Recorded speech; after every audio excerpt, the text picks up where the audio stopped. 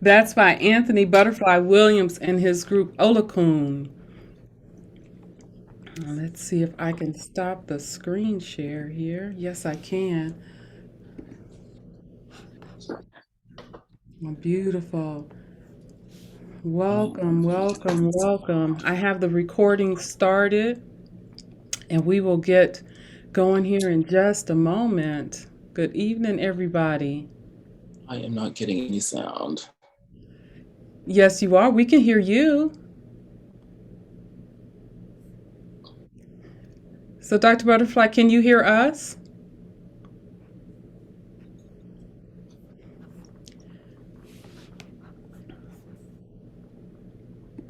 Yeah, we can hear you. So, I'm not sure if you can hear us or not.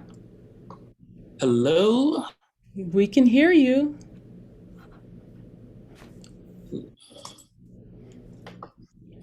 There we go. All right. We can hear you. Can you hear Okay, us? great. I couldn't hear you for a while, but I figured it out, so I can hear you now. Okay, beautiful. Do you want to tell us a little bit about the song I just played? Did you hear it? Actually, which song was it? Because now I can't. Ah, oh, okay. Here, I'll do it again.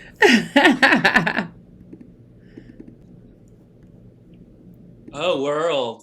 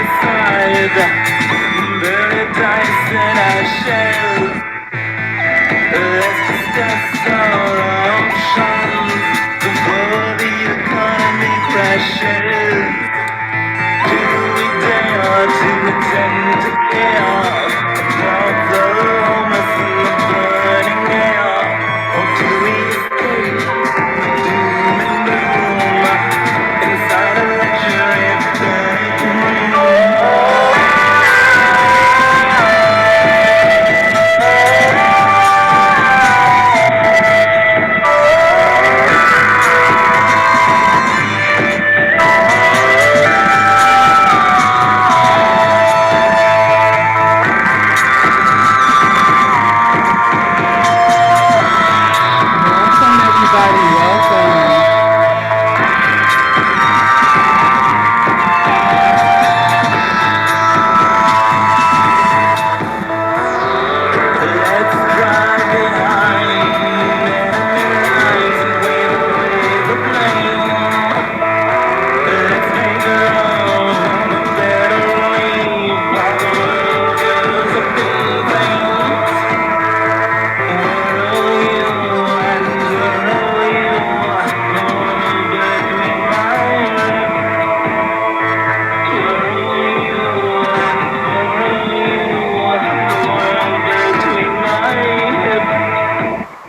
I choose a happy world for every boy and every girl. This is what I feel, this is what I see. I'm calling a purpose, a destiny. Liquid crystal flowing from the ground to the root. Ten cups, a new moon, a hot tub, and a reboot. Ingress consciousness. Ingress consciousness. Ingress consciousness.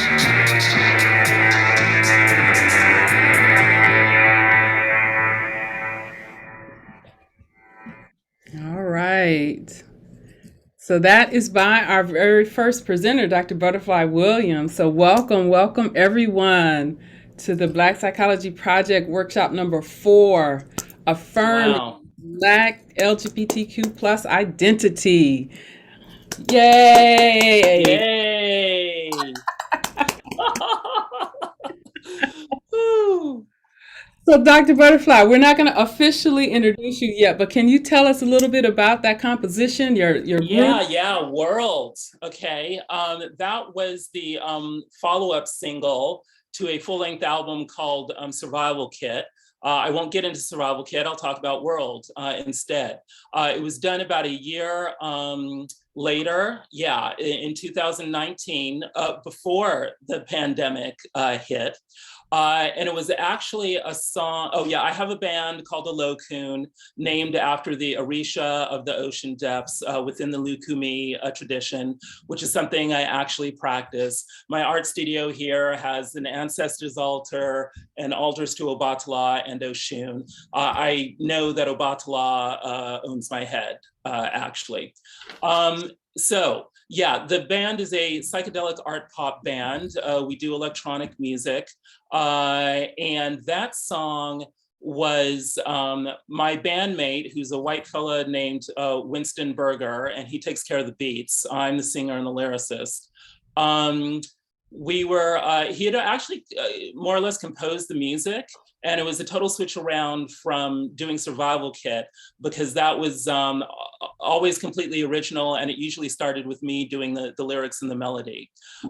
He had already more or less done the music, and so I was presented with this challenge of needing to fit lyrics into what he had, the music he had already generated. And it was a challenge that I really loved, actually. And the lyrics just flowed like immediately. And it was about my state of mind at the time, having to deal with like a second cycle of wildfires. I'm here in California, and also developing an interest in tarot, which I'll tell you a little bit more about, later on. And having, I've been told in numerous ways that I should embrace the divine feminine, within me. And so the Empress card, was very much, on my mind. And I'm very political. I lean, far left. And I was thinking about, all the environmental destruction that capitalism has wreaked, on the planet. That's where the line "Paradise in Ashes" comes from, because the town of Paradise, was leveled by one of the great wildfires. And so I was just imagining. Well, the Empress represents, in many ways, the ruling class, but from a divine feminine perspective. I mean, the Empress is all that, in feminine terms, within the tarot system.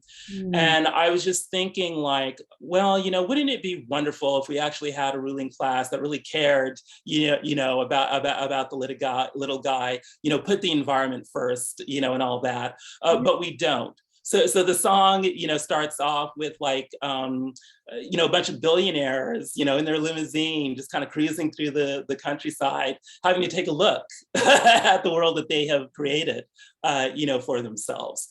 And that starts off a process of reckoning, of trying to come to terms, with the other. The song really starts off with, the Empress kind of whirling and twirling, the world in between her lips.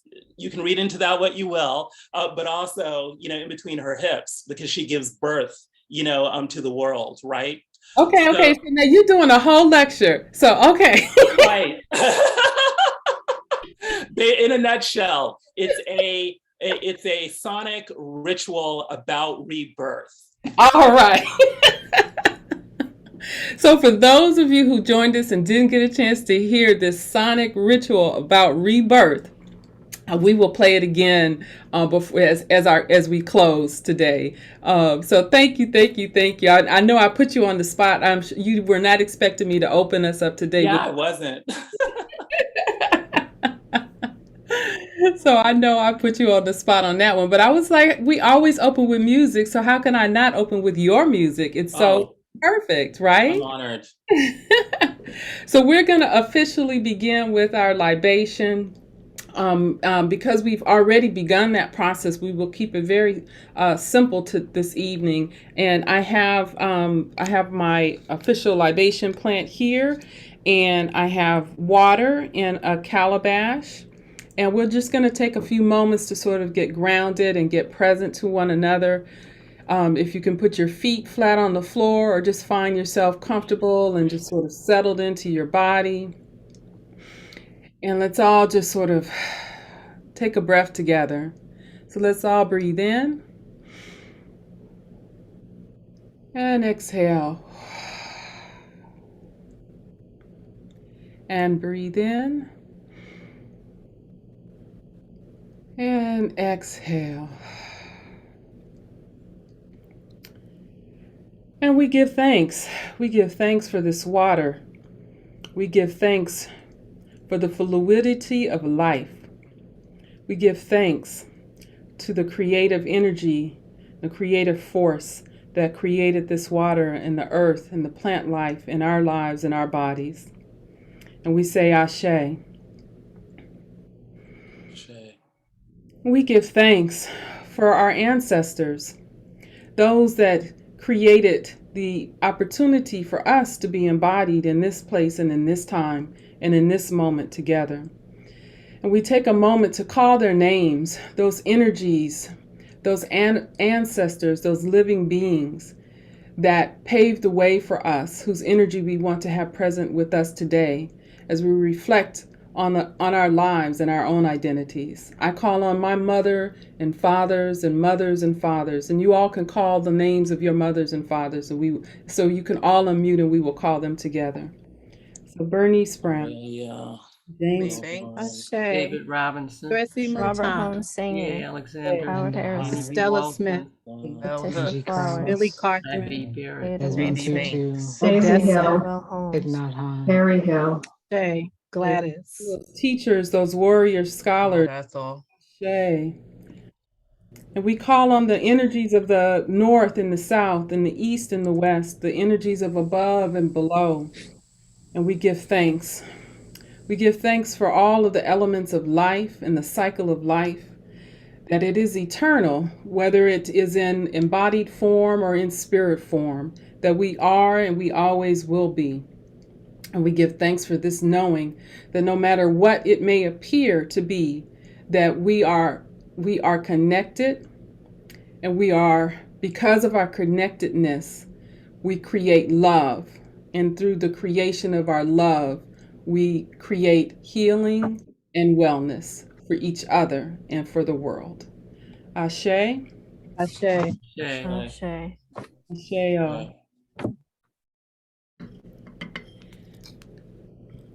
So welcome everyone. I am going to turn it over to Latronda. And I know that she has some introductions and we also have some announcements. Do you want to talk a little bit quickly about 28 Days of Blackness that's coming up? And then you can introduce our first presenter. Yes, so we're getting geared up and all set to go. We have a full calendar for the 28 Days of Blackness. We're calling it Black Liberation, Black Love, Black Thought, and Black Joy. And so the calendar of events will be coming out soon. Here we go. Here's some right here. wow. And we're starting as early as next week with film screenings and discussions. And we're also going to have a faculty and staff panel of Black scholars talking about their work and why they love teaching Black students. And then we're going to have a panel of Black doctoral students talking about their work and what they how it intend to impact the Black community. And then we have various students and community folks coming in to assist us. We're going to have emerging Black clinicians have a panel and talk about this new program. We have a panel of Black alumni, and then we have some wellness circles that we will be participating in. So we're really excited about this. More information will come, and you will officially be getting notifications. So check your emails. Beautiful. Do Thank you you. have anything you want to add, Adiba? It's just always exciting. We always have for our opening ceremony, it's really lovely because it's a welcoming to all of the new Black students who joined us in the spring semester to bring them into the community with us. We have a beautiful closing ceremony that's usually hosted by the Black Student Union. And so I'm excited to see what they're going to bring. This is the reconstituted Black Student Union. And so we'll handle our closing ceremony. And it's a beautiful, beautiful month of we may almost be at 28 individual items here this month. So it's a full calendar, and there's something for everybody, and it is open to all. This is a CIIS wide community event. So everyone is welcome to attend all of these events. And so we really, really encourage you. We'll have the Eventbrite links and all of those things available very, very shortly. So I am going to spotlight Dr. Williams along with you, and you can do his introduction. At least I think I'm Yes, going to yes. spotlight him. There we go. Oops, wrong one. That's Malakai. Sorry. I don't know why I'm doing the spotlight because, I'm trying to work it out over here. Okay, so I'm the wrong one on the controls. I'm telling you. Okay. Hold on. Okay, so I still have you here. Okay, let me do this. You all can talk. I'm gonna mute myself.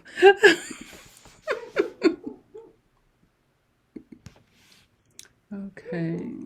Spotlight. Well, that's Dr. Robinson. Oh, Lord.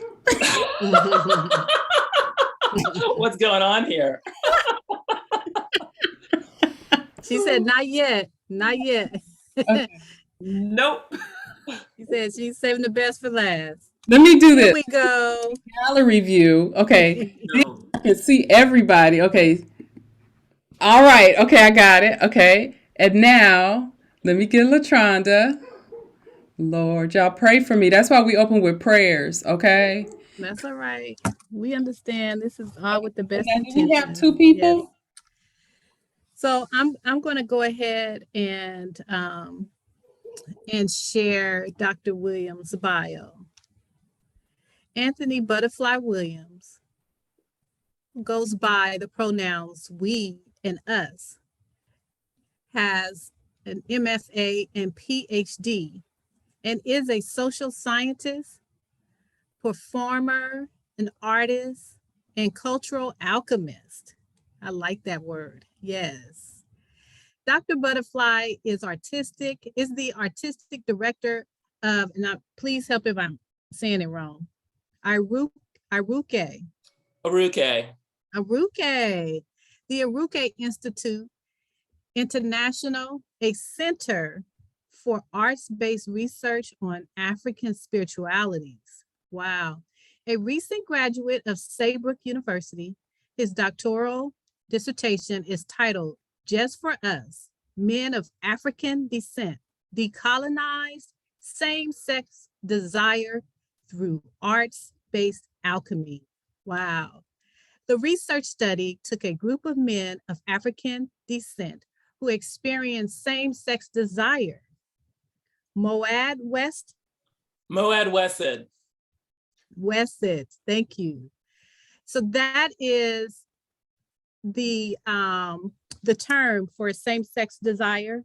It's the acronym for Men of African Descent who experience same-sex desire. Yeah. Okay. And on that, and it is on an alchemical healing journey in which we collaborated on a music video in response to the myth of Isis and Osiris while discussing the impacts of colonialism on our lives and communities. You can visit, and I'll put this in the chat, his website, where you can get more information, but you can visit iruke.org for more information about the Institute's work. Thank you. So let's welcome Dr. Butterfly Williams. We're so happy to have you here today. Thank you so much for the beautiful introduction, LaTronda. Okay, wow. I'll just give you a quick overview of what I'm going to talk about. I believe Dr. Detterville said that we're really going to be focusing sort of on my daily life. You know, we'll see about that, because it's important to me to, you know, have quote unquote the work of you know, Black psychology and the concepts, you know, that it embodies, you know, reflected in, you know, how I live my life. So I will start off with a, you know, very brief and basic overview of, you know, optimal psychology. I'll go into, you know, my very kind of idiosyncratic take on postmodernism versus postcolonialism. And then I will launch, you know, into my life. I'll talk a little bit about the dissertation. I'll talk about my academic job search. I'll get into establishing an independent research institute. We'll take a little look at my, you know, arts career, including my new YouTube channel. And I think we'll end by taking a look at a family photo that just miraculously appeared, you know, by text message, you know, the other day. Okay. So, you know, when we're talking about, you know, working with the Black LGBTQIA community, with optimal, you know, in an optimal way, what are we talking about? Well, we're talking about the work of Linda James Myers, Optimal Psychology. She talks about how, you know, the Black ontology, our way of being, links the spiritual world with the material world. You know, it's not just, you know, what you see is what you get. We are a spiritual people. That grounds us in a collective approach to identity, where we are becoming one, you know, with the source of reality, with the source you know, of the cosmos. That's reflected in consubstantiation, which is this idea that the part is reflected in the whole and the whole is reflected in the part. Genetically, human beings are, you know, examples of consubstantiation, because our DNA, you know, has the code for the entire body, and the DNA is in each cell, you know, of our body. How is this reflected socially? Through the extended self. You know, as Black people, well, as Black people who believe in optimal psychology and an optimal approach, we don't believe in the isolated monad of the self. We believe that the self is composed of who we are in this reality, but also the ancestors and the unborn. And our job is to maintain, you know, the ancestral cycle of life through ancestral veneration and other practices. You know, on a grander scale, that means we're talking about intuology, that everything is part of a network that is reacting with other, you know, networks. So the individual network is working with the collective network, which is working with the cosmic network. And what is the whole point of this? To cultivate, you know, peace and happiness and harmony. Our values are not really about, you know, materialism, domination, and competition, but it's around, it's about promoting peace and happiness, you know, in the whole. In my own research, I have found that establishing affinity spaces for our culture, and specifically for Moad Wesid, men of African descent who experience same-sex desire, are an important pathway to maintaining this ancestral cycle of life and all the values and practices we were just talking about. African ritual, and re-embracing, you know, our African heritage through, you know, time-honored rituals is an important strategy for doing that. And then, you know, intellectually, embracing queer theory, which is E. Patrick Johnson's take on queer theory, where we're taking an intersectional approach, where, you know, sexuality is seen through the lens of race, gender, and class, is an important source of support, intellectual support, you know, for that whole process. So let's move on to, my own particular take on postmodernism and postcolonialism. Postmodernism has definitely achieved some important things within American culture. Paying attention to identity has been a necessary step, but for me, it is not the end step, and it's not even the most profound step. For me, that honor belongs to post-colonialism.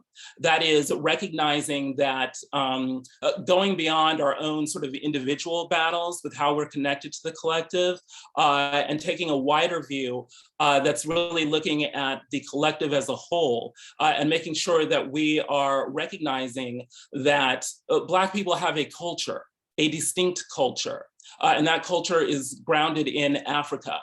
And that in order for us to function as whole, quote unquote, autonomous human beings, we have to know who we are. And that means being grounded in our African culture, our African heritage. And of course, if you're taking that stance, you do have a bit of a battle, on your hands, because the American culture has not always been very keen on acknowledging its African roots, okay? So, yeah, and I mean roots, in a very big way, because my belief is that Kemetic culture, ancient Egyptian culture, set the temple for human civilization as a whole, and especially European culture. Plato, Herodotus, Plutarch, they all say we got our stuff from Kemet. So, okay. Yes, identity. Postmodernism is a very complex phenomenon. To put it in a nutshell, we're talking about identity politics, but what is an identity? The Western view says that, identity is this sort of collection of abstract and more or less arbitrary social categories of class, race, gender, and sexuality. But the thing about that is that, an identity is a social construction. It's not just a natural, given. So identity is something that is actually done. And it's something not just that you do, but it's what others do to you. And in my view, it's an imperialist tool of colonialism, to set people up in these separate little, different boxes. It's a way of managing diversity so that the other does, what, imperialism, wants, them to do. Then we can contrast that with sort of African tribal identity, in which you are identified in terms of your family of origin. I am Dr. Butterfly Williams, the son of Aurelia Christine Williams of Albuquerque, New Mexico, and Wellborn Julius Williams Jr. of El Paso, Texas. This is a radically different way of conceptualizing identity. It's not abstract. It places you in time and space, and you're not defined in terms of arbitrary social categories. You're defined in terms of other people. You're defined in terms of humanity. You're defined in terms of relationships. The whole idea is that the individual is a collective. The individual is social, okay? So how does that play into what I am actually doing with my life? Well, it was very important to me to challenge the reductive, logocentrism of Western psychology, which is why I created a dissertation that is based, on African values and really celebrates, all of that. I really want to read the abstract from the dissertation, to you. This is the actual book. It is a behemoth. It's 525 pages long. My committee wanted to kill me, quite frankly. But this document is radical both in form and content.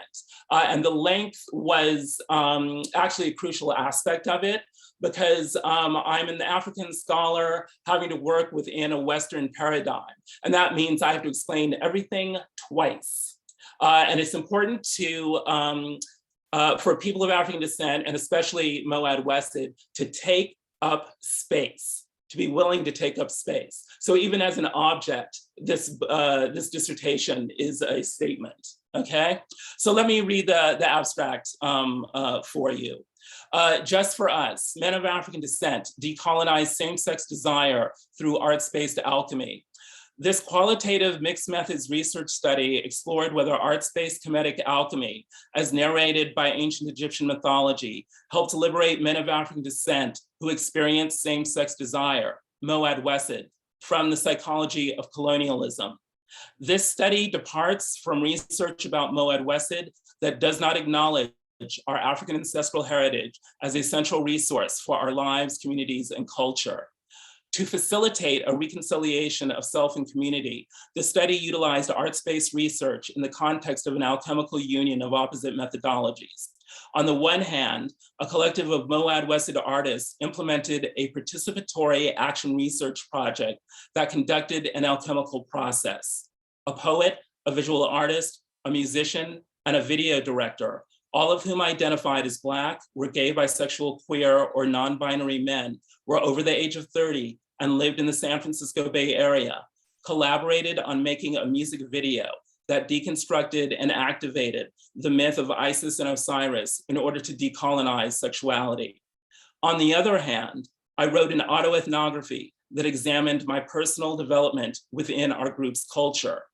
My story represents the co-researchers' collective artwork, interviews, journals, and meeting transcripts. The work was motivated by the hope that Moad Wesed can overcome our fear of each other. The study resulted in the transformation of the 4 co-researchers from isolated artists troubled by various traumas into a creative team that produced a healing work of art. We created an alchemical conjunctio of self and community that transformed longstanding conflicts into positive experiences. The study's results document the alchemical transformation process in biographical descriptions, tables of codes, and an autoethnography.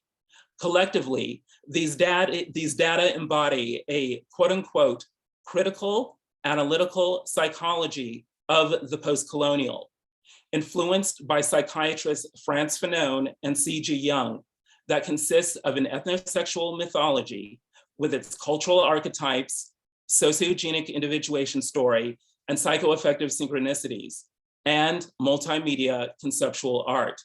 Via these means, the study discovered that the myth of Isis and Osiris provided a holistic conceptual framework for an experiential process of personal and social transformation. That's really the most important sentence in the abstract. The study discovered that the myth of Isis and Osiris was a spiritual technology designed to transform our lives. This study reconceptualizes Moad Wesed as savvy cultural agents who can use comedic alchemy with its aim of reconciling polarized opposites to transform strangers into powerful allies. Inspired by the African ancestral myth of Isis and Osiris, I hope that other researchers will apply the study's results in service of healing divisions within families, whether those families be chosen, biological, national, or global. So yeah, that's very heady. But I'm just going to leave it. I know time is moving along. I will leave that, I will just let that be, what it is while I move into the discussion of what I'm doing with my life, on a daily basis. So one is that I'm really on the hot seat right now to find some income. So I'm on an academic job search. What I will say about that is that I've applied to about 8 institutions so far. It's been difficult, have not gotten a call back just yet. On one hand, it's really heartening because there are definitely jobs out there that have my name all over them, even down to the queer studies, bit. This society apparently is desperate for some knowledge about the role of art, its connection to Africa, and its connection to our identities as Black and or queer people. The thing I'm running up against though is that getting an academic job is about who you know. They're not about to give a tenure track job to someone that they don't know, right? And I've got a limited network. So you can apply but you got to know someone on the other side of the desk, to really kind of close, the deal. I will also say that although I'm gratified that there are definitely, positions out there for me, disciplinary politics really plays a lot into what goes on, because just in the way that Western society likes to split up people on the basis of identity, they also like to split up academic labor into very hardcore disciplines that don't communicate with each other. But I'm operating out of indigenous ancestral African consciousness, where for me, art, science, and spirituality, work hand in hand to create, hope and healing. So, negotiating that via these job applications is challenging. This is definitely putting me in the frame of mind of that what I really, in my heart of hearts, really want to do is establish my own independent research institute, Aruke Institute International. And the mission of that is to do arts-based research on African spiritualities. Because something that is very strong in my dissertation is that knowledge is not merely theoretical, it is experiential. The reason the dissertation is so long is that it is a work of collective knowledge production, and I needed to give lots of room to what my co-researchers were saying. It wasn't just me reducing everything to a theory. And I also wanted to give the reader an experience of what it was like to truly get to know us. Because what people say who have read the dissertation is like, wow, I feel like I know you. Indeed, because we go very deep into our personal, realities. So I'm working on getting funding for my institute. Then also in my heart of hearts, I'm an artist. I'm a performance artist. You heard my song, with my band, Alokun. I want more of that coming. I have a grant application out for an arts residency that I would very much like to do. The concept of that is making a house out of a home, making a home out of a house, or making a house into a home. Performing the decolonization of community. So I can't really go into all the details of that. But basically what I want to do is I want to do a series of performance events that do acknowledge class, race, gender, and sexuality. But I also want to create a space for collective celebration of who we really are, with an accent on we, which I think is America's forgotten pronoun. Wanting to create like a disco dance space, African drumming spaces, things like that allow people to embody and experience African ancestral consciousness. By embracing this, we can solve, I think, a lot of social problems and adopt the proper, mental space for healing from COVID, for one, but then also addressing, racism and, all these other heavy duty topics. So yes, my YouTube channel, Pharaoh Tarot. What we do with Pharaoh Tarot is we channel ancestral wisdom for contemporary times through tarot and oracle card readings. Now, people are like, well, you've been trained as a serious social scientist. What are you doing, doing tarot readings on YouTube? Well, I'll step outside of Black psychology just for a minute to say that one of my heroes is C.G. Jung. And guess what? His dissertation was on psychic mediums. From the very, very start of Western psychology, it has been concerned with paranormal activity. I don't even like that phrase, but the whole idea of, being psychic, having intuition, this is not, just some hokey new age joke. It's been foundational to psychology. And of course, I practice Lukumi. We believe in divination. We believe in talking directly, with the ancestors. We believe in the primacy of the world of spirit, and we believe that there are ways to talk with the world of spirit. And I specifically do an Afro-futuristic take on tarot. So I only use decks that directly acknowledge Black culture in some way or form, way, shape, or form. So when you come to my channel, you're getting a direct experience of a contemporary version of traditional African culture. And then, yes, I do practice Likumi. A few weeks ago, I went with my god sisters to do a ritual on the river in honor of Oshun. So that's my way of, honoring the divine feminine with me. And I can't even begin to express how much that practice means to me. And then how am I doing on time, Adiba? You're great. You have 41 seconds. Yeah, exactly. So it's funny. I have not been really crazy about social media lately. I haven't been posting that much on Facebook, but recently I did. I really wanted to kind of toot my horn on Facebook and just sort of let people know what I've been up to all these years. And then miracle of miracles, my dad, who never sends me photos, sent me a family photo just out of the blue. I don't know if you can, yeah. Yes. And it's of him being promoted to lieutenant colonel. I come from a military family. And it stirs up a ton of emotion in me because my parents are divorced.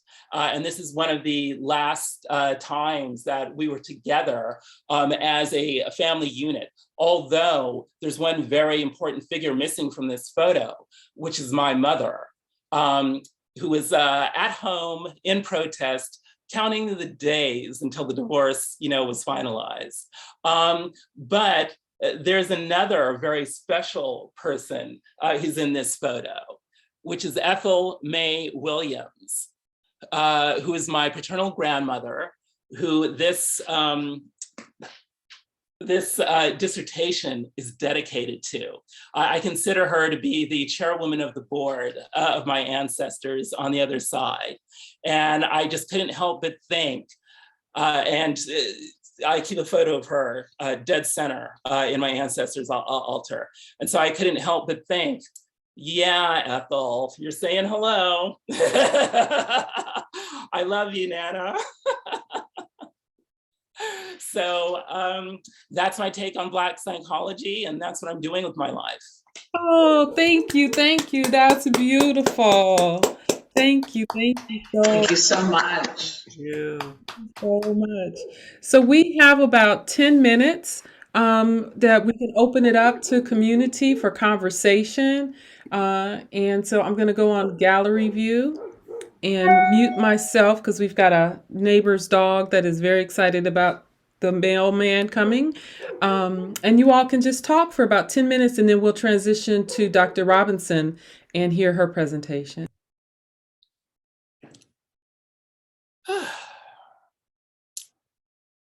Any questions?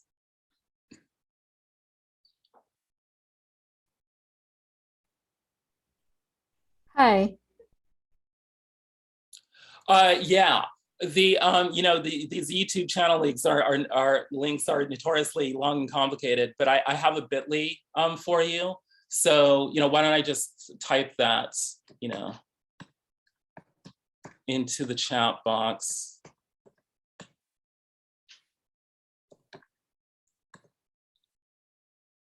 Yeah, bit.ly/Pharaoh Tarot. That should get you there. The latest episode is called Secret Love, Secret Wealth. So yeah, and you'll see from the way it's structured, I'm really into, oh yeah, I didn't really talk about my research program, for the Institute. it really is Pharaoh Tarot. So it's a pick a card reading, so you can kind of choose what take on reality you want. But I conceptualized it in terms of Kemetic culture.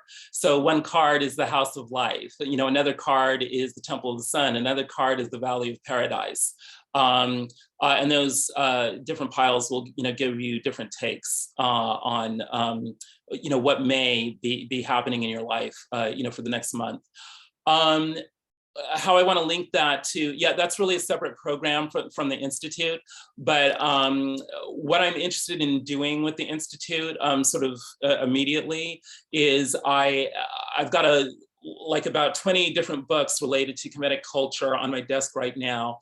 I'm wanting to sink further into Kemetic culture and really looking at it as a role model, for linking culture to climate, for one, because the Nile, was so central to ancient Egyptian life, but also cosmos. Because they have all those star boats painted on the temple walls. I'm really wanting to figure out just why were they painting star boats on their temple walls, but then also community. I use the phrase sociogenic individuation story to describe the ancient the mythology of Isis and Osiris, and what I mean by that is that for the Kemites, individual growth happened through group ritual, okay?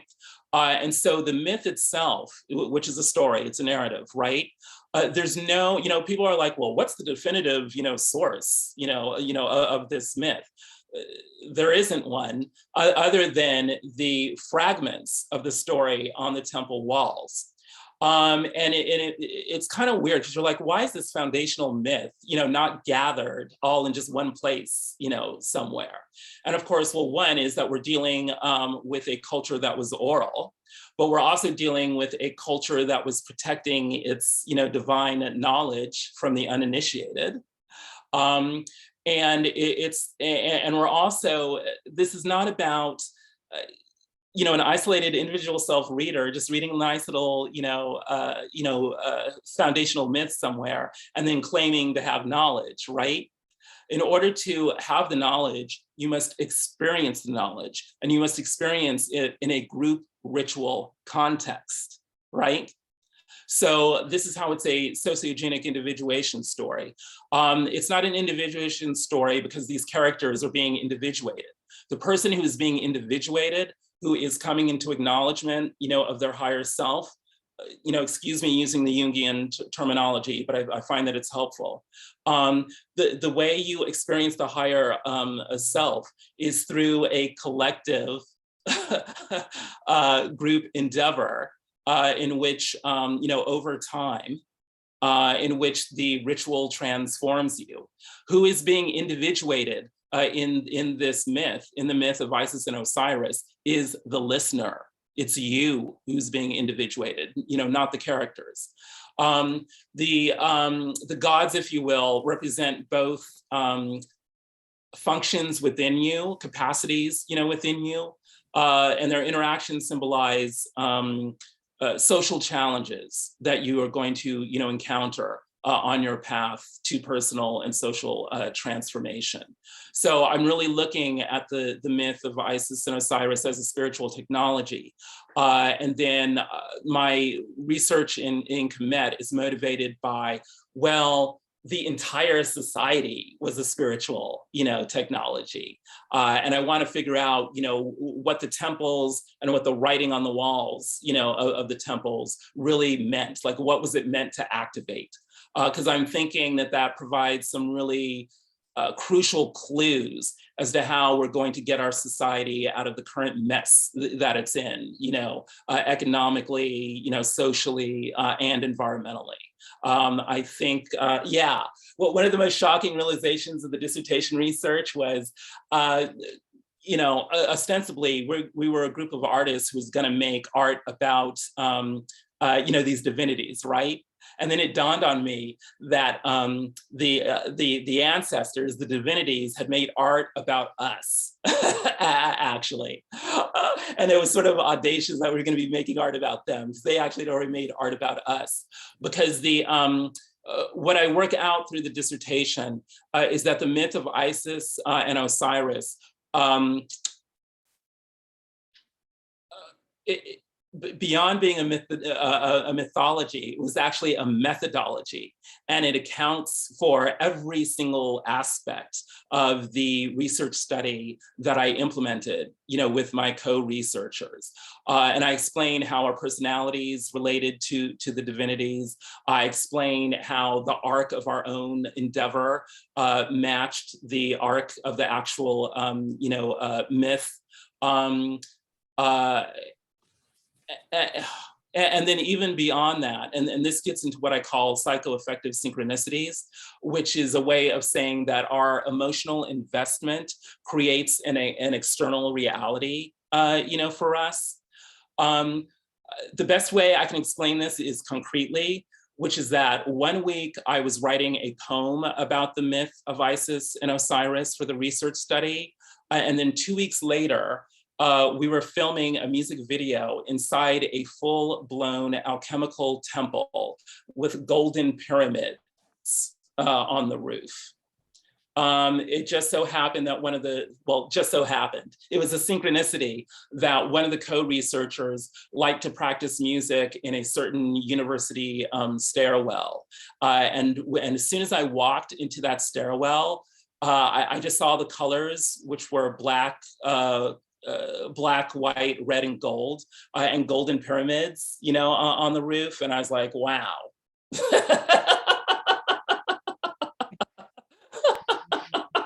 We just manifested a full-blown alchemical temple, for our music video. Wow. But there was just, those colors, black, white, red, and gold, they're just, Jung just lays it out. These are the key alchemical colors.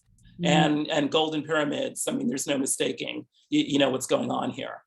So, yeah, Heka, kinetic magic is real. It definitely is. It absolutely is. So we've got a couple of more minutes, and we'll have time at the end too for questions for everyone. But while his words are fresh in the air, if anybody has any other questions or comments, please bring your voice forward. Well, I want to say to Karamu, hook me up. Hi. My name's Earth, and it was such a pleasure, Dr. Butterfly Williams, to get a chance to listen to you share and bring forward so much of the beautiful work that you're doing and what you're creating. And I'm really interested in so much of what you said, but there are a couple of things that I got really excited about, was just this container that you're making of creativity and alchemy, and also this idea of Black futurism. And every time I hear someone say Black futurism, or I'm a Black futurist, I light up and I get really excited about it. Are there a few principles or a few things that really spark your imagination when you think about Black futurism, as far as the creative process, and which is how I'm kind of seeing you talk about alchemy, about this creative process, of this collaboration, but maybe just what you think about Black futures and what that means, and where is creativity and art? How does that all connect for you? Right.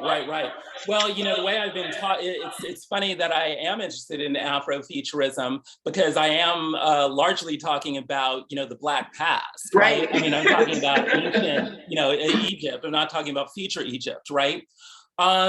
This is the thing. For me, Afrofuturism is I really shouldn't say strictly, but Afrofuturism is about, it's like a back to the future, Black to the future, if you will, kind of proposition. Because the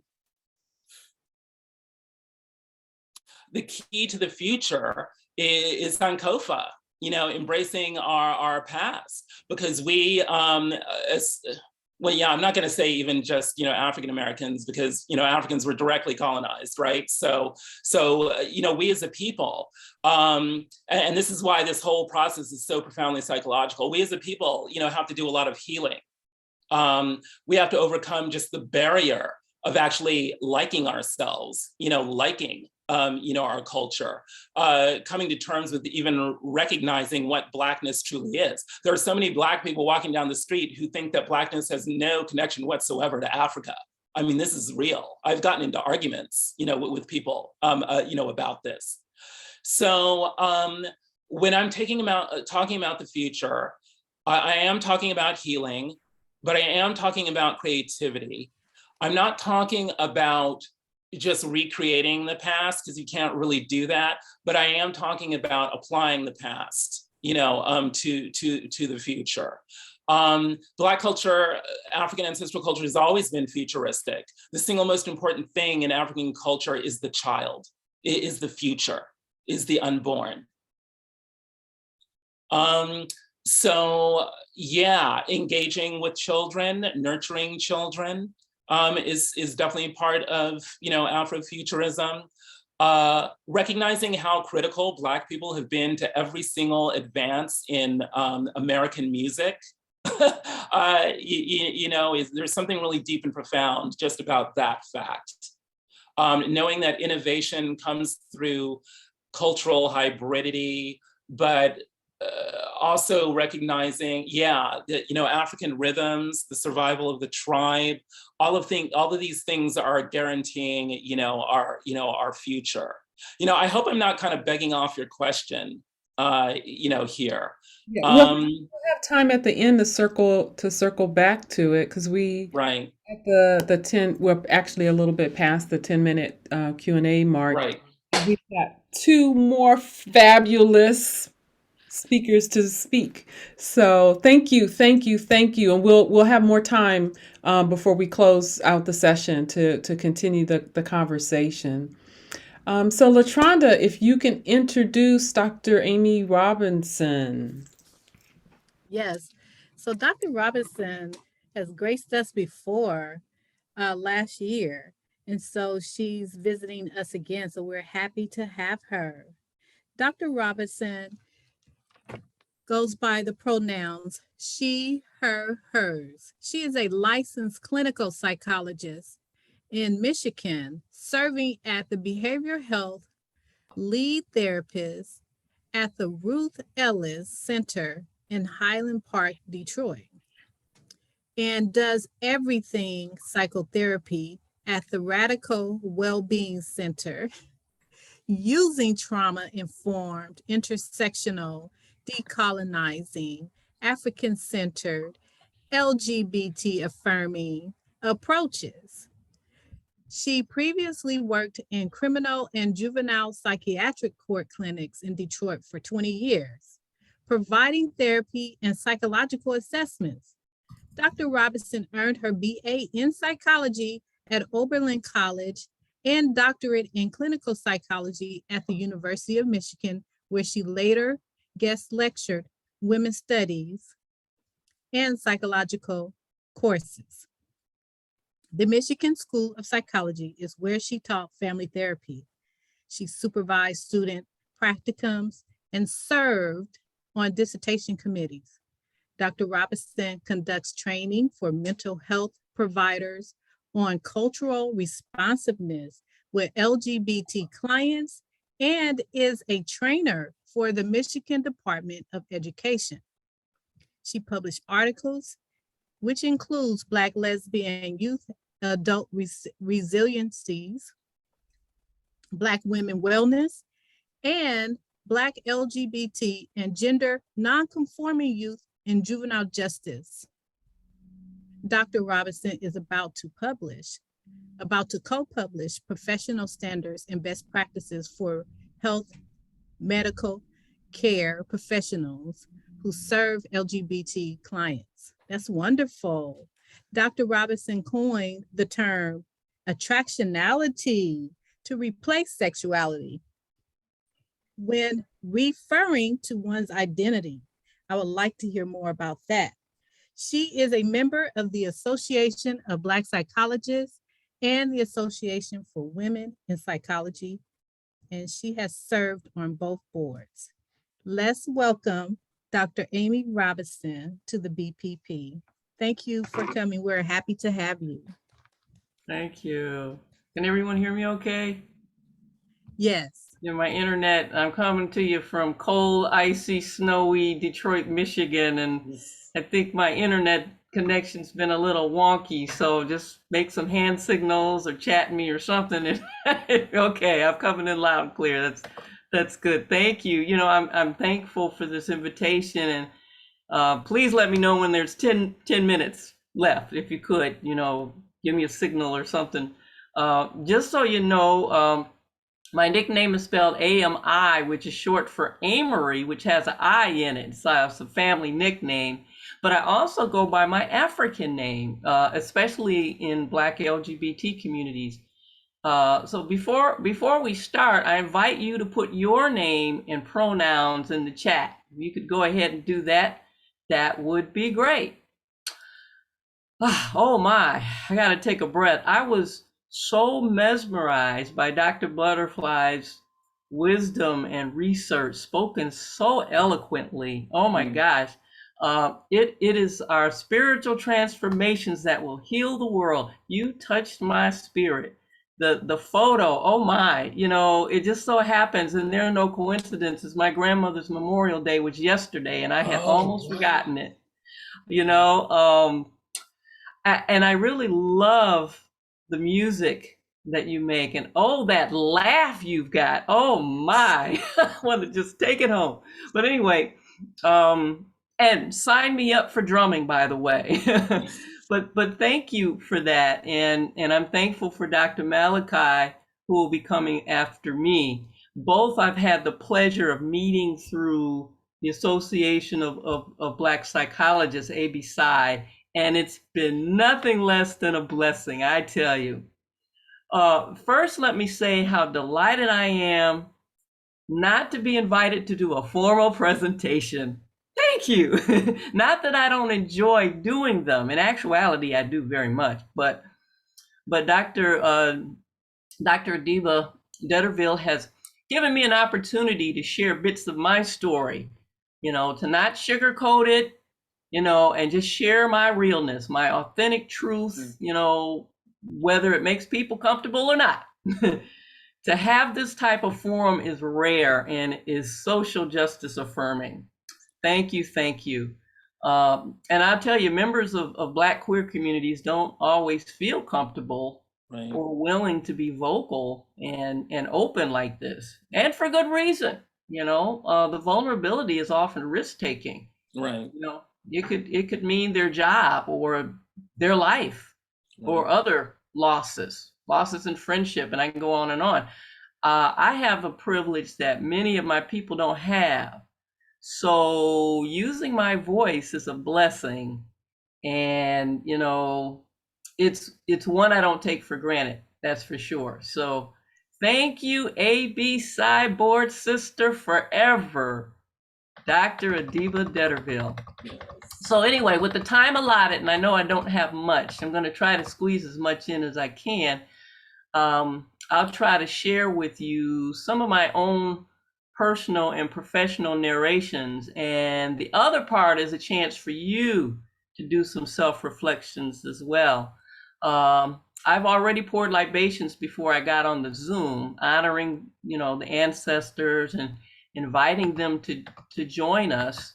I called out names like James Baldwin, Audre Lorde, Pat Parker, Langston Hughes, and I called on Andre Leon Talley, as well as Barbara Jordan and Martha P. Johnson, a host of other Black queer spirits to be amongst us, but also to celebrate them, you know, celebrate their courage, their historic freedom fighter statuses, you know, their contributions to Black African history, and their excellentness, I guess you could say, you know. And so just thanking them for paving the way for someone like me, who lives my life openly and authentically without apology or justification for who I am. But that's been a journey to get to that place, though, as a Black, same gender loving woman of African descent.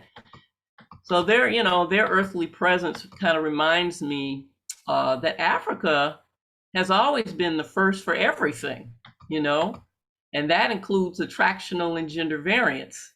Don't let the history books fool you. More on this in a moment. I did want to take a moment and a shout out to Karimu Oliver, and I gave Karimu his name at one of the Kwanzas in Detroit, and I'm just so proud of him. I'm so proud right now. So I'm really glad that you're here, Karimu, and wish you always the best blessings with your studies and with your life.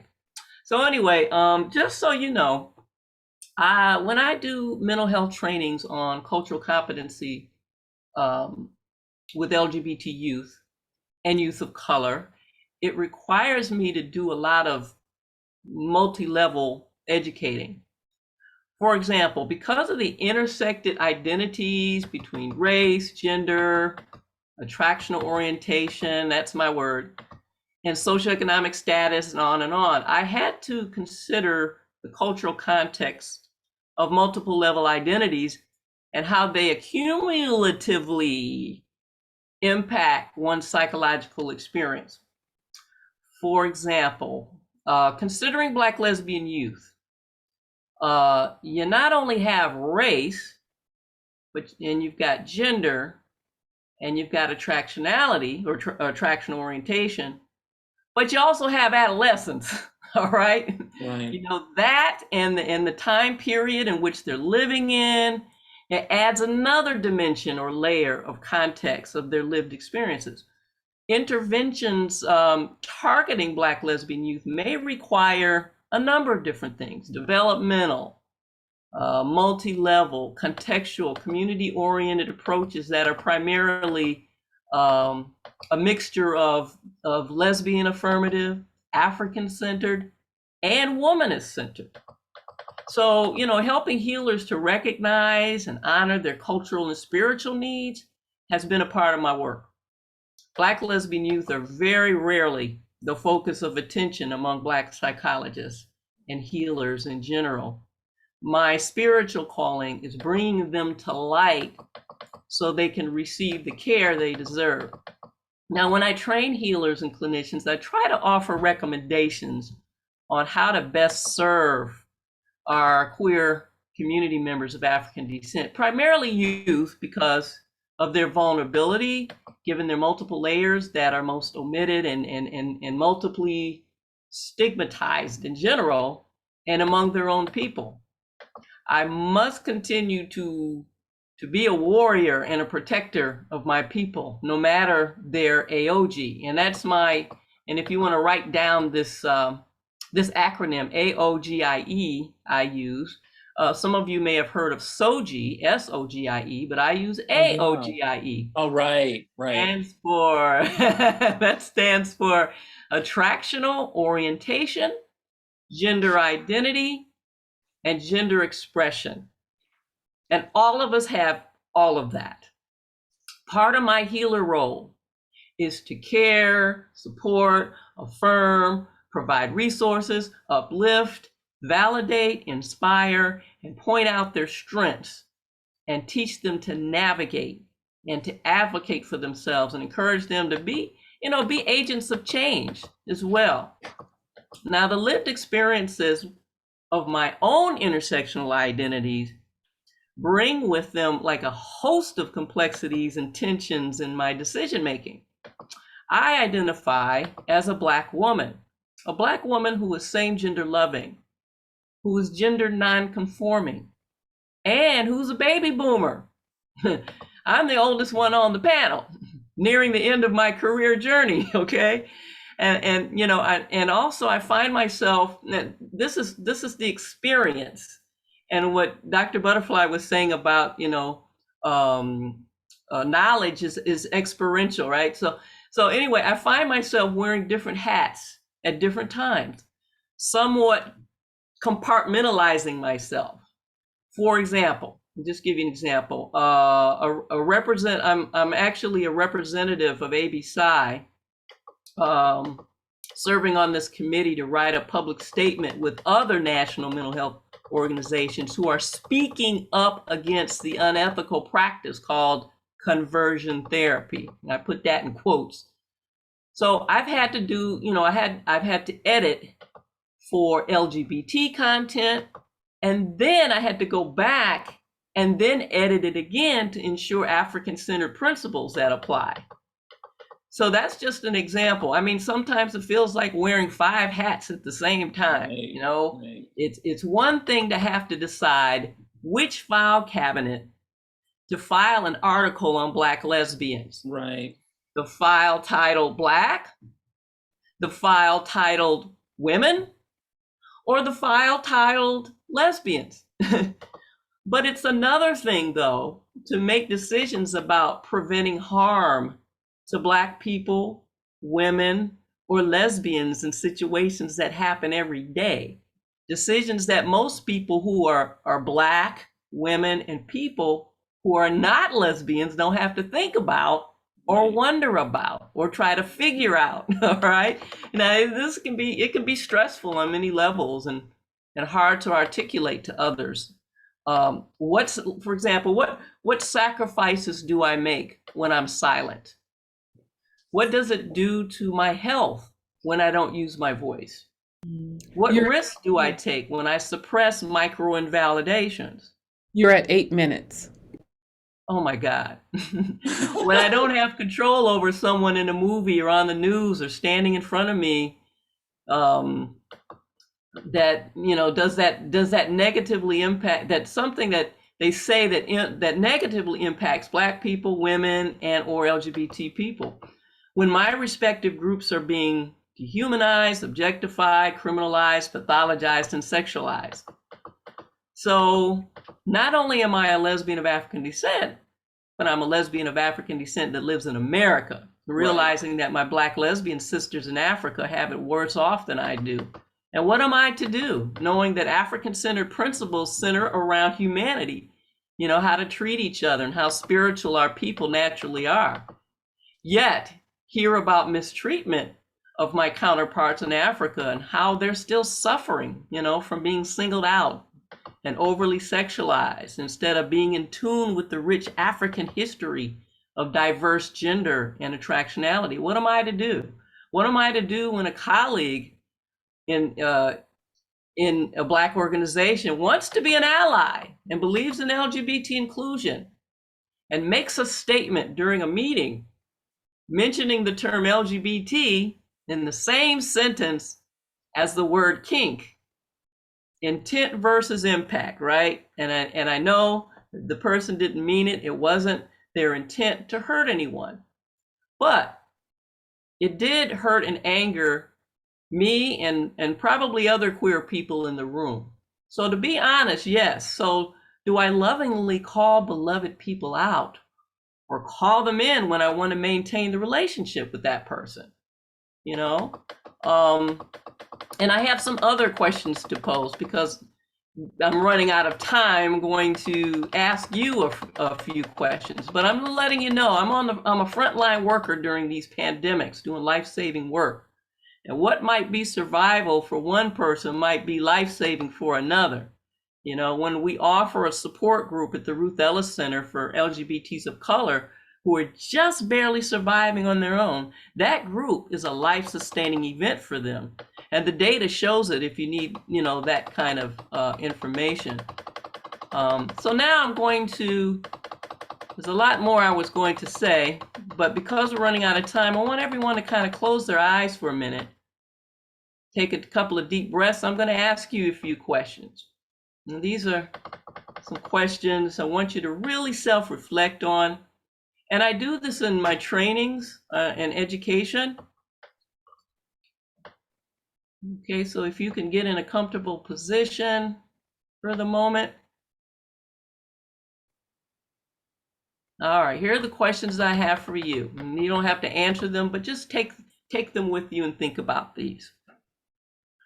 When you describe yourself in writing or when you introduce yourself, what identities do you include? And what identities do you not include?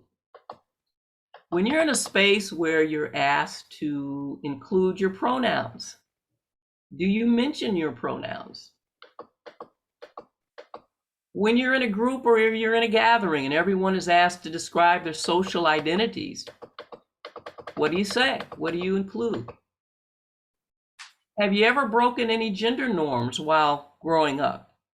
And if so, how were you treated by peers? How were you treated by adults? Was there one adult who intervened if there was a negative reaction by other people? Think about that too. If you are a feminine person and you take pride in your femininity and someone calls you a dude or a bro, how would that feel for you? And what if people did this to you every day, even people you know and love? How would that feel? And likewise, if you're a masculine person and you take pride in your masculine swag and someone keeps calling you, hey, miss, or good afternoon, ma'am, or you're such a pretty lady, how would that feel? How would it feel if family members did this to you? What if this happens every day and people won't stop doing it? What would you do? If you didn't have a gender and you identify as non-binary or both genders, and you tell everyone that your pronouns are they and them, yet people in your life keep referring to you by she, her, him, day after day. And even if you gently or firmly correct them, most people keep doing it anyway. And some of them, a few of them, try to use them but tell you that it's weird and it's awkward to call you by these pronouns and may apologize when they mess up. But what would you do? What would you do?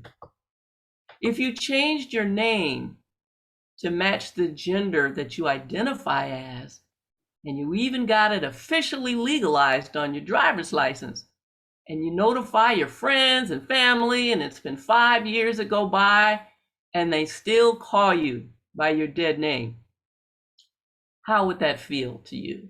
And what would you do? What would you say? And who would you say it to? What if you were an LGBT person, and every time you hear people in the world talking about LGBT people, they use the word sexual or sexuality, but never use these words when hetero or straight or cisgender people are spoken about? How would that feel to you? What if you are a gay person and one day told your best friend that you were gay, and your friend stopped contacting you and told you that it is because you were gay? How would that feel? Was it your fault that this happened? And if not, where do you put the blame? And what if you're told that you're in the wrong restroom, the wrong locker room, the wrong fitting room in the department store? I want you to reflect on these questions and be honest with yourselves. And think about how we learn about gender and under what conditions, and how we've all formed biases at an early age, many of which remain and go unchecked. I know that I'm still struggling and growing and learning. I have non-binary clients who check me all the time, and I appreciate them. And I know my time's run out. Just remember that everyone has diverse AOG, not just LGBT plus people. When you're asked to describe yourself, if you're doing therapy, when you introduce yourself, do you use your pronouns? Do you say what your identity is? Do you disclose any of that? Realize the privilege of not having to name what your AOG is or your pronouns. Be proactive and name your AOG identities. That helps to make it a safe space for others to share theirs as well.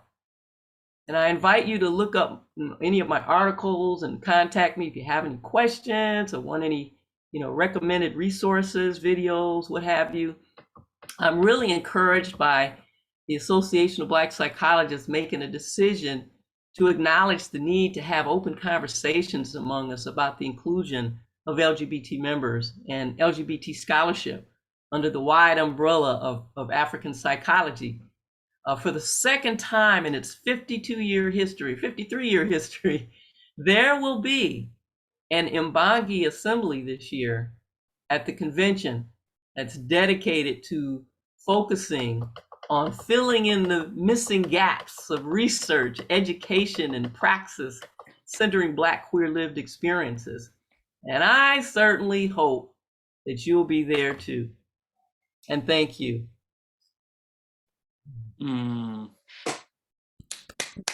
Thank you. Exceptional. I mean, to the second. No way. I never do that. No timing. Thank you, thank you, thank you. I appreciate you so much. You know how much I love and adore you. You, the feeling's mutual. Thank you. So, opening up to community, let's hear your voices.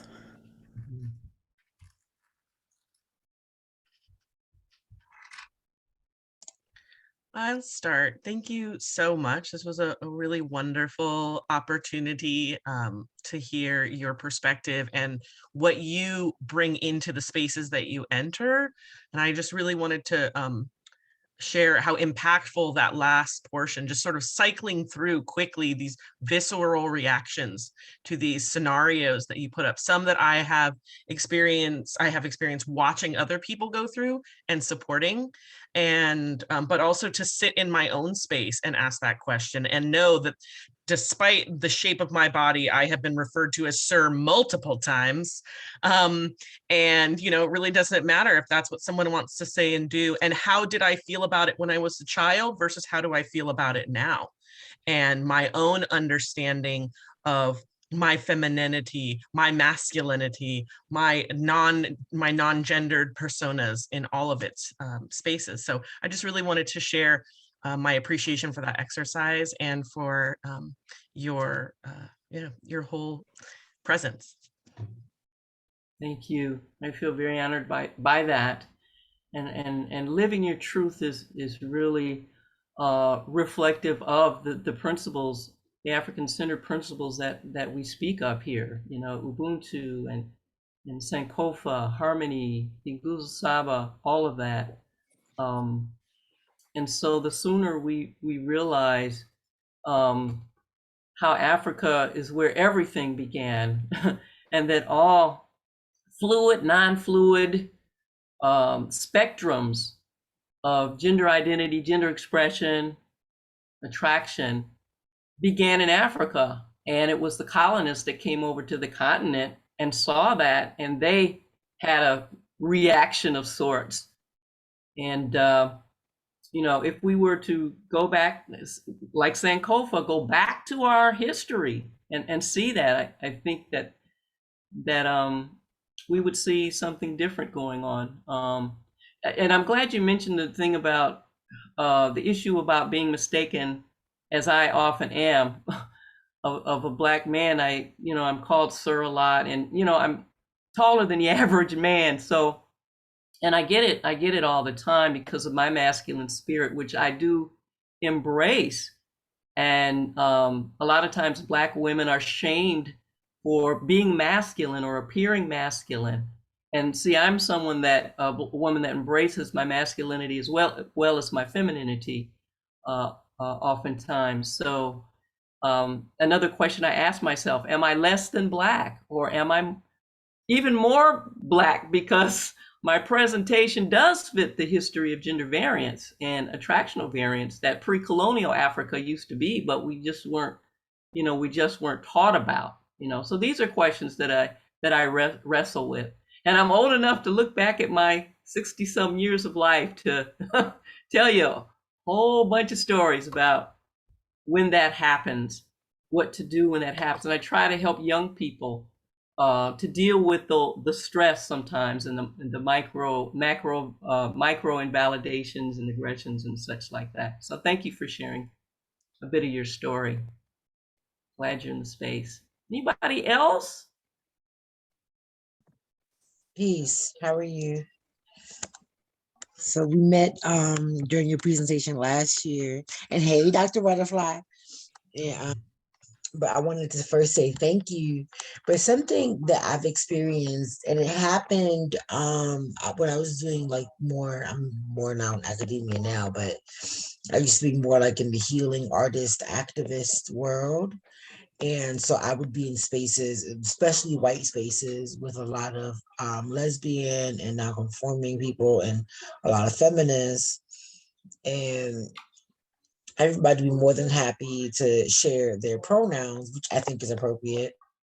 But I didn't feel it was like, I don't feel like I need to talk about my sexual preferences in terms of identifying them, because I feel like unless I want to sleep with you, like it's not necessarily relevant. That's at least from my experience. And I remember having a conversation with someone where they were like, "Oh, where the assumption was just like, oh, you've never done this or you've never done that." And I find that somebody who is cisgendered, like as a woman, and then who presents as simply heteronormative, that it creates interesting conversations in both the LGBTQIA plus communities, as well as in the straight world, especially among Black folks, in terms of just like making assumptions. And I think as someone who considers herself more of an ally, because I've never experienced oppression based on, I mean, I've been called, sir, I got a deep ass voice, but I've never experienced oppression based on gender identity or on no, you called it I think AOG. Yes, AOG. Yes. On AOG, I'm pronouncing it Uh-huh. wrong. I apologize. On AOG, but I find sometimes, well, I've been in situations where I feel offended by the fact that a person who might have been LGBT of the LGBTQIA plus community was making their own assumptions about me, Right. and felt like I wasn't allowed to say, like, you know, that's your own cis heteronormativity showing up real quick. Like, Mm-hmm. you know what I mean? Like, I didn't know that I had to tell you or prove to you that I identify a certain way in order to show up as an ally, or in order to show up at, so just sharing. I don't know. I don't know if I have a question. I see heads nodding, but it's just a sharing that I've been having, wanting to share, or expressing wanting to share. Thank you, Shamika. I appreciate you sharing that, sharing your story and sharing how some of your thoughts and feelings too. And it just shows us how much we have not had a chance as a Black community to sit down and have conversations with each other and build more bridges of understanding, and even empathy and compassion between us, because we're all in this together. We're all, in terms of Black people, and this is what I say to my people in my Black community, is that certainly there are these divisions, but we have so much diversity to celebrate amongst us.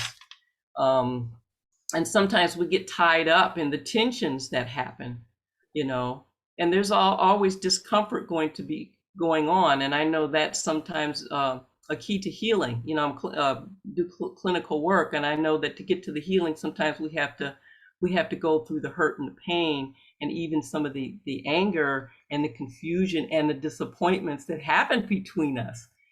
So we've got so many opportunities, and now more so than ever, we've got Yes. tools, we've got resources, we've got people who have skills to hold these kinds of conversations, where we can engage in these conversations. And we need more community building bridges kinds of things. We did something in Detroit called "Want to Be Starting Something," where we brought the Detroit Black community together, those that wanted to come, to talk across attraction orientation. And it was a whole weekend retreat, and we did it twice.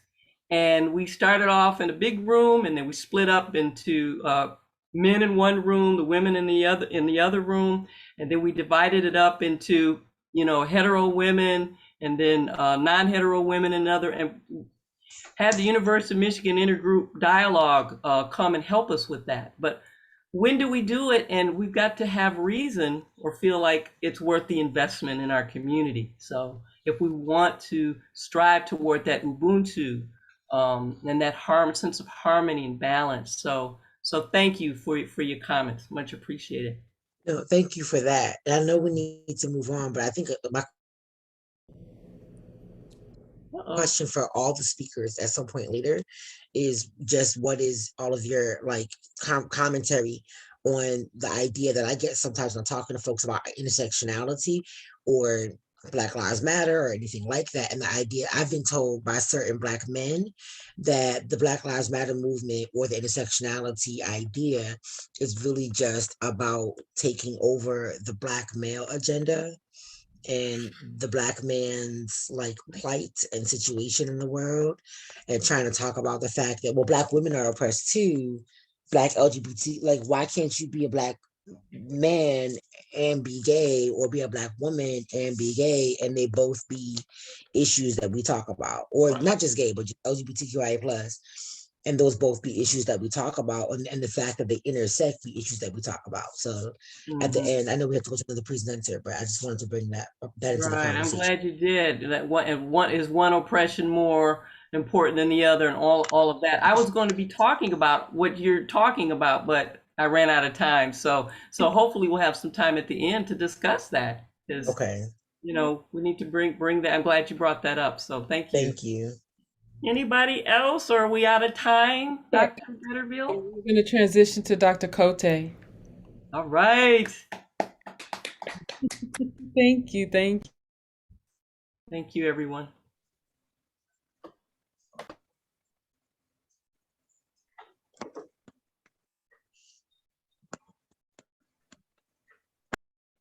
Okay, let me introduce Dr. Cote. My mic was off, sorry. And Dr. Malakai Cote, pronouns are he, him, or they and them, is a Black, queer, gender transversing psychologist whose heart rests in interconnection and honoring the wholeness of all people. As a psychologist with an independent practice, Dr. Cote continues to grow, learn, and humbly serve. They center their work on addressing the healing needs of intersectionally diverse people. As such, he has specialized experience working with folks navigating the impact of race-based traumas, anti-Black racism, heterosexism, cissexism, gender minority stress, post-traumatic stress reactions, depression, anxiety, and gender dysphoria. All this heavy stuff. Thank God. Thank you, Dr. Cote, for being there and holding space. So these are the narrative challenges that are often brought to the healing space. And Dr. Cote works from a strength-based perspective that assists persons in cultivating greater joy. Sorry about that. Assist persons in cultivating greater joy, empowerment, and moving toward generativity and creativity. Since 2014, Dr. Cote served as a volunteer, clinical supervisor at the Gender Health Center, GHC, genderhealthcenter.org, a trans and POC-led grassroots nonprofit organization located in Sacramento, California, working to end systemic oppression and pathologization of transgender people and racism while centering the wellness of queer and gender people of color. QTPOC. Lastly, Dr. Cote is the Director of Operations and Director of Clinical Programming at Holding Space in Sacramento. I will put the websites in the chat so that you can check out Dr. Cote's websites. And thank you. So happy to have you here. We're so excited. Yes. And, last but not least, right? Yes. Well, I want to check in with everybody's energy, seeing how you're feeling. Where's Yes. everybody at? Y'all good? I see your faces. Okay. It's very difficult coming after such great presenters, friends, my Jegna, Dr. Kofi, my friend, Dr. Butterfly, all the things that I think y'all have been able to encompass has been very powerful. And it leaves me with this wonderful opportunity to try to pick up some of the pieces that both of y'all have been talking about and bringing it to some of my experiences, which I think, there's some overlaps and similarities, and there's beautiful diversity between all of us as well. So I'll put some energy and attention on that. Before I get started, I want to acknowledge, I recently had a very significant loved one transition just last week, and she was buried on Wednesday, just yesterday. And her name is Gigi. And I call her name because I think there are portions of what she embodied as a grandmother, as a holder of all kinds of space, as someone who saw me for real and saw to the core of my spirit in a way that gender didn't matter, attractional orientation didn't matter, how I walk didn't matter, how I dress doesn't matter, how I talk didn't matter. If I have, that didn't matter. Seeing the heart, seeing kindness, seeing the care and love that I was bringing to the family, and cutting straight through to that when she would open the door and welcome me into the house and say, sit down, take your shoes off. And what are we gonna do? Tell me what's up? What's been going on? And that's it. It's love. I think love, being loved, being seen, having your spirit felt, and having space for that spirit to be bright, to illumine, is what I'm talking about related to healing, and what is directly, I think, important to remember when working with Black LGBT plus QIA people. This is love. This is being able to recognize what people often have to reckon with, being in a white supremacist society, being in a space, a colonized space, reckoning with being questioned, reckoning with not being seen. I think reckoning with sometimes religion in really powerful ways that it's hard to exert energy and attention in this area of shame. There can be a really powerful piece of shame that can be present. And so it's like, as I call out Gigi, all that stuff washes away. She was 95 years old when she died. 95 years old. You know how some folks are like, oh, elders, man, they're just like, they don't get it. They don't, they don't understand. That's It's heart.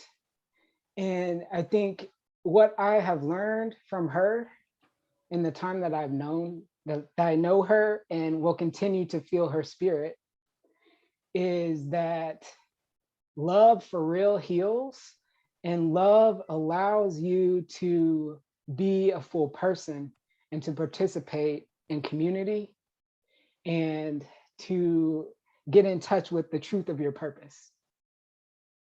Purpose participation, personhood, all of those encompassed within Black psychology, because that's what it's about, the ways in which we are purposefully living within our lives, the ways in which we are in community with each other, the ways in which we are seen and appreciated, where there's actual space for us.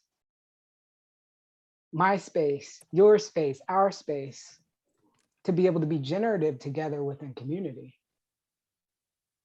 Gigi offered that to me in a way that I didn't even know I needed it in those moments. And then when she's gone, when seeing her, it's like, I don't know, it's like she would always, before, just a few weeks ago, she was telling this story about a little bird that she saw in her yard that would come through, would fly in, and would just perch right on the side and be like, chip, chip, chip, having a conversation with this bird. She was having a conversation with this bird. She was like trying to figure out what were the messages embedded in this conversation. And she told this story, and I was like, okay, like I'm with her, like what, I feel like there's some kind of message in what she's trying to give to me, what she's trying to give to my partner, in terms of where her spirit will reside, where there will be communications that to continue to stay open to receive. I think that that was part of it. But anyway, I'm just sharing that because I think there's a part of tenderness within heart. There's a part of actually seeing people in relationship, and an actual part of spirit manifestation, and being able to like provide space to kind of sometimes get through our own biases in order to really see the essence of folks and what they bring and all of their energies and all of their diverse energies. So for myself, you know, as a, you know, throw the labels on there. I thought Dr. Butterfly, you were like in there with, I was like, yes, that's it. Like, don't try to chop me up into little identity pieces, because what does that say about me? Does that speak to how people see me, the cherished people in my life, like see me? Do they see me as chopped up little pieces of queer, or chopped up little pieces of trans, or chopped up little pieces? No, it's not chopped up little pieces. It's like my parents, bless their heart, in the ways in which they've journeyed with me as I've gender traversed, being read and seen and perceived on a variety of different spectrums of gender. And my parents, where they are now, I'm going to share a bit of a text message that my dad sent me. I was asking him about what he sees of my spirit from other family members. And so this is what he wrote. This is part, he said, he sees my grandma's ability to put people at ease by listening, my mama's calm in stressful situations, my brother's way to make people laugh, my dad's reasoning and logic skills, the competitive spirit of my father's clan, the will to do good of my mama's clan, Pee-wee's fun side, Auntie Linda's curiosity, Uncle Dan's bravery, Auntie Brenda's thirst for knowledge, and overall an encompassing striving to connect with spirit. That's what my dad sent to me. I think these pieces, it's like getting lost. When I think clinically, I think sometimes we also get lost in these pathologized understandings of things that happen in people's lives, that trying to tend to the actual spirit and trying to tend to the actual depth of pain sometimes, the depth of not feeling like you belong, the depth of a schism that has happened within community sometimes, not feeling like you are a part of. That lack of belonging is what kills. that not being able to feel like you are a part of and loved, that's what kills. Because that hurts, it gets straight to the heart, I think, in a way that tears people up. It tears people up. And that's when people come to see me, often they're at a place where there's a schism, there's a break, there is a trying to figure out how to come back to community in a way that really aligns with who they know themselves to be and how they want to show up in their full selves as their full self. Black psychology, we see you, right? We see you. I am because we are. We are because I am. I think at the core of that is really seeing the spiritual essence, our spiritness. Being able to know that we have different physical forms of divine similarity, different physical forms of divine similarity. This is my cover. This is my container, right? This is the container. When I saw Gigi's body after she had taken her last breath, she wasn't there anymore. Her spirit was gone. That was her container. That was her body that was here now, her spirit gone. This is, I think, in the work that happens therapeutically, in the work when you're talking about real transformation, that's heart level work. That's heart transformation work. Heart transformation work means that you are getting at, you got to push aside all of these, a lot of the constructs that you think about to be able to really be present with somebody, to be able to see them, to hold compassion, to be able to be with. Be with is like, sitting in that pain together sometimes, also sitting in that joy and celebration together, generating joy and celebration. That's why I'm Dr. Butterfly, yeah, and Dr. Kofi too, that give them drums are, it's like the ways in which to be able to come together, to be able to bring portions of that healing, and to be able to cry, to be able to hold, to be able to wail, to be able to move. Those are all transformative tools. So a little bit more about me. Like, my family is originally from Louisiana and originally from Tennessee, North Carolina, South Carolina. And through the Great Migration in the 50s, my family in Louisiana moved up to Kansas. My family from Tennessee moved from Kansas to Kansas after the Civil War, actually, and pretty much has stayed in the same place. We have a deep Baptist Christian upbringing that I was socialized as, which made portions of, and I know I'm looking at this time here, but I think this is an important part to put out there, is that sometimes there can be a grappling with elements of religion or I'm going to say it's a specific colonized religion that has been placed on folks that doesn't necessarily get at in my opinion, the fullness of what spirituality and religion can actually be about. Even folks who are Christian identified. But I was seeped in that, which also meant, as a part of my journey, my gender traversing, attractional orientation, I was hampered with a lot of internalized shame and a lot of internalized, there's something wrong with me, a wrongness that also not true, and took love and took care and took tending to be able to continue to work with and heal. And I'm still in that process now. But it's transformative. It's transformative with love, with care, with presence. And I think those are some of the things that I like to offer with the people that I work with, from the first time I talk to them on the phone, to meeting them, to respecting and holding space for the nuance within their experience. I think that can be, these are all important components of, it's like trauma-informed care, but it's also, being like, okay, I really want to see you. Like, let's get to know each other in a way so I can, to be able to walk with you on this journey, to be able to provide space within a group, to be able to hold that.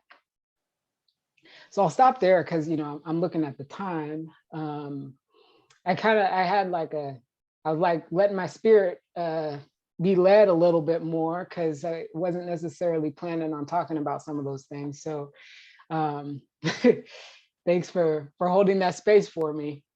Yes, yes. Thank you. Thank you. Thank you. I appreciate it. I appreciate you. Yes, yes. So opening the space to hear the voices of community.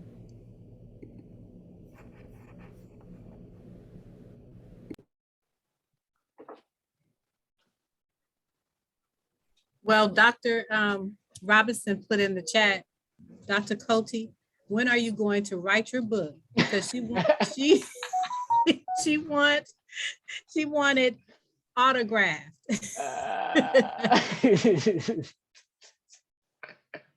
Thank you. Thank you.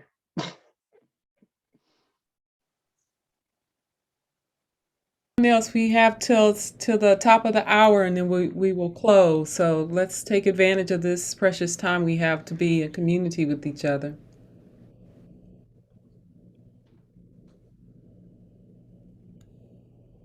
Dr. Cote, can you elaborate more?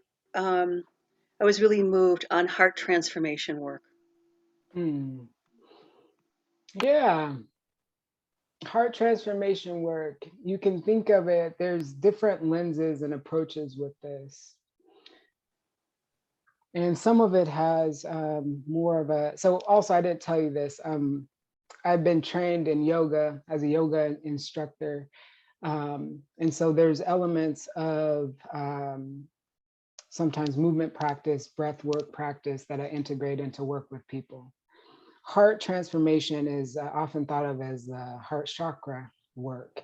And so heart chakra work is it's working with your center with love and loving kindness. And the ways in which to foster that, sometimes it's visualization. There's specific meditations. It's holding. It's kind of like cradling elements of self and collective self in a way that can soften and deepen in a way to then also be able to be extended to other people. So it's a meditative practice. Portions of it can be a meditative practice. You sit with it, you hold it in community space often, and then being able to generate that and pushing that forward, pushing that out.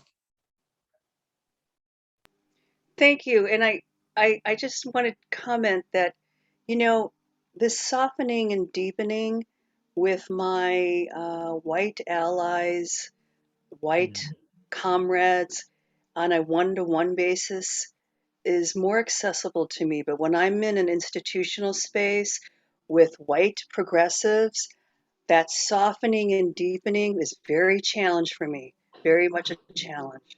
And I know it probably has harmed me internally on a physical level because Yeah. of that, because of the continual unconscious harm from microaggressions, micro invalidations, micro injuries. So yeah, I'm really appreciating the softening, because I so long and yearn to soften and deepen in my experience, but sometimes it just feels really frightening and unsafe. Yeah, I appreciate you saying that, Luna. I mean, I think part of the softening and deepening part is an element of well, safety, like you're noting, being able to be in a safe enough space within yourself, within your practice, within the people that are around you to go to that place. And sometimes in those spaces that feel overwhelming or not having access to a certain type of love and care that can be towards certain folks, I think it's also kind for yourself to step away. It's kind for yourself to take a breath and refocus. It's kind for yourself, I think, sometimes to recognize where your limits are. And I think that that can also be a gift to community. Because we can't do it. We're not like superhuman people either, you know, being able to navigate like we're unfazed and full of love all the time. I would love to radiate that all the time in all of the ways. But it also, there's a vulnerability that I think does come up if the safety is not there, like within self or within the folks that are around you.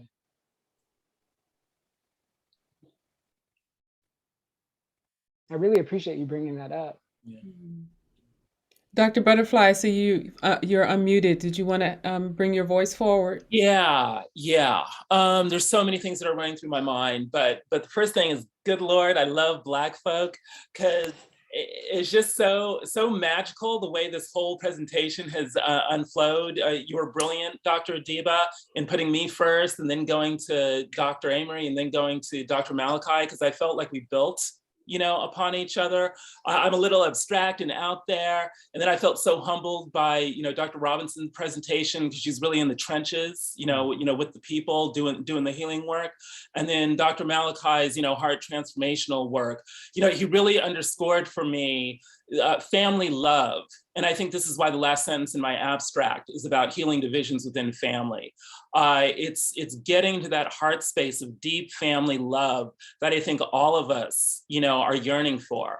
I want to throw a shout out to Shamika, you know, for underscoring the importance of the intersectionality issues, because Dr. Robinson is in the trenches, was really trying to educate people on, you know, coming into awareness around the impacts of intersectionality. And yet what Shamika was saying about, well, I feel judged by LGBTQ people, which is real. You know, because as an LGBTQ person, I feel judged by LGBTQ people. I mean, that's just real. And it's such a catch-22, because and I've made it clear, you know, I'm much more interested in post-colonialism than postmodernism. But you know, if people haven't gone through the postmodernist arc, if they haven't confronted and understood the identity issues, then it's really hard to, you know, even figure out how you're going to relate to the, you know, what I think is the bigger issue of post-colonialism, because you're up against, you know, what the other person was saying about how I can't relate to, you know, to white folk in a large context, because I feel under threat, you know, all the time. But then again, this is why I'm so big on ancestral veneration and family love. I want to note how all of our grandmothers showed up for us, you know, in some way, you know, this week, you know, that's not a mistake. There's something about honoring the family, honoring the divine feminine, honoring our African ancestral roots, which creates a force field around us that protects us and gives us the strength, you know, to move forward and do what we need to do. Yes. Well, you all, we are at the top of the hour. And I think that I've been thinking about like how we were going to close. Initially, I said I was going to play the music that we opened with, but it doesn't feel like that's the energy that we should close with. And then I thought about, Grandma's Hands by Bill Withers. And I'm just like, no. And I think that perhaps we can just simply close by calling all of if you know your grandmother's name, grandfathers, or those elders that beloved, that when they looked at you, whatever title that they had, those that looked at you and saw you as beloved. So whomever that entity is that looked at you and saw you as beloved, let's all unmute and call their names. Rosetta, Amanda, Gigi, Estella, Walton, Grandma Mina, Haley Constance Parker, Marsh, Bertha Wilson, Almond Presley Marsh, Theodore Wilson, Moton, Helen, Daniel Wilson, Cleta, Shay, Rafael Dedeville Robin Sr., Ella Dunn, Johnson, 83. Shay. J.D. Eddie Banks, Barrett, Professor Brower. Shay. Shay.